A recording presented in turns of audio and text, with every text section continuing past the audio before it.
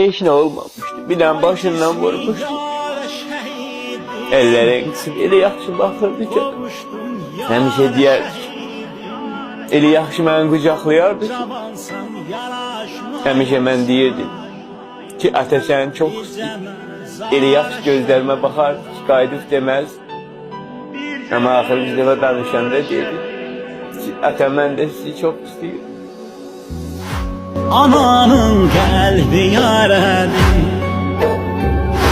gözündə yaş şəlalədir. Atanın başı ucaldı, könül mülkü viranədir. Könül mülkü viranədir.